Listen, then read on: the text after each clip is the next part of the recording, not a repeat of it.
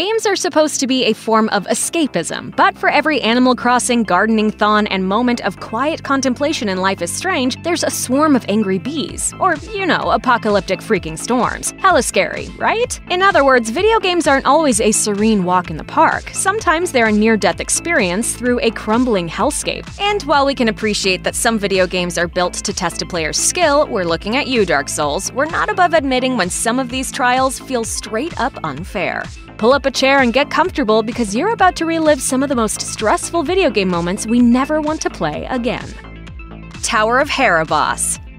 In one section of the Nintendo classic The Legend of Zelda: A Link to the Past, Link is tasked with scaling the Tower of Hera. No problem, right? This is the hero of time we're talking about. One measly tower is nothing to the guy who puts Ganondorf down on the regular. Yeah, well, tell that to Moldorm, the centipede-looking boss that you fight on a floating platform at the top of the tower. Oh wait, you can't tell him, because he's already knocked you off the platform, sending you reeling down an inconveniently placed hole. Sure, getting knocked off the side of the platform means getting sent down one floor, however, the hole on the left side of the platform reaches all the way to the tower's ground level. The chance that you could be forced to slog your way back up to the top of the tower makes the fight a high-stakes affair, one that you won't be in any hurry to replay once you've finished.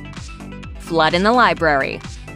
The Flood is one of the more memorable enemy factions in Halo. Hell, it's one of the most memorable factions in all of video games, period. They're also one of the creepiest, and the nastiest, and the most infuriating. Their first appearance is tame, if a tad eerie, but the second time you meet them, in the library, well, let's just say we hope you're wearing your brown pants. First off, the library is way dark. Other than a few lights here and there, your most reliable light source is your flashlight. Second of all, the Flood is terrifying. Not only is it the definition of ugly, but its combat style is far more alien than anything else you face in the game.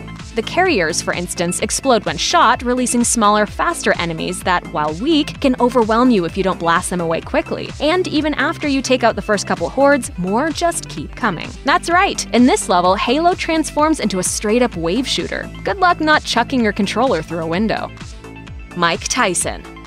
You've dethroned King Hippo. You've put Piston Honda in his place, and Mr. Sandman is seeing stars. You've finally found yourself toe-to-toe with the man with his name on the cartridge, Iron Mike Tyson. Like his real-life namesake, Punch-Out's Mike Tyson throws quick jabs and lightning-fast uppercuts. He switches up his clobbering cadence too, messing with your dodge timing. And when Mike hits, he hits hard. A single uppercut is capable of doing enough damage to send Mac to the mat. Mike's quickness, unpredictability, and power can leave you flat-footed at the worst possible moment.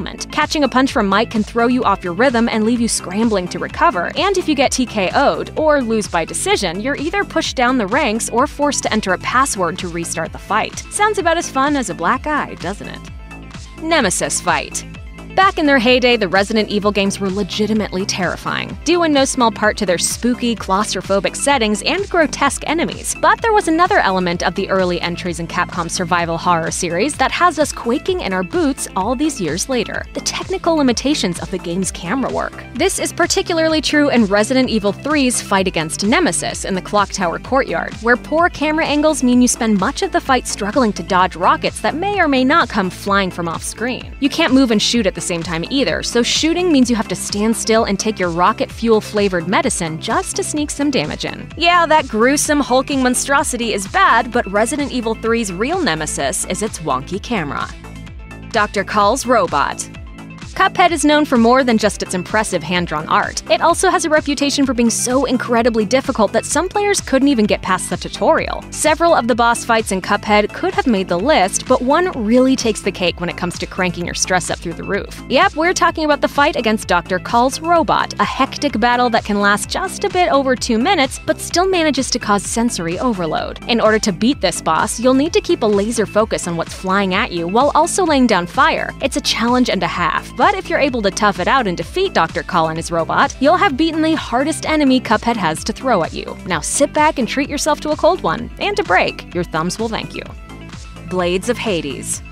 There's nothing more frustrating than what you can't see. If that wasn't made abundantly clear by the whole Nemesis firing rockets at you from off-screen thing, you'll get the message when you find yourself facing the Blades of Hades section from the first God of War. It's a mix of everything you could find irritating in a 3D platformer, and it isn't even a boss fight. To start, Kratos has to make his way across some super skinny walkways located above the fires of Hades. The aspiring god killer extraordinaire may be as badass as they come, but his balance could use a little work. He constantly tilts back and forth, threatening to fall off the walkway if you take him too close to the edge. And to add to the misery, he's forced to deal with spinning blade-mounted platforms that often come out of nowhere and have no problem knocking him into oblivion, and forcing him to start right back at the beginning. If this is the kind of stuff Kratos deals with on the daily, it's no wonder he's such a Debbie Downer.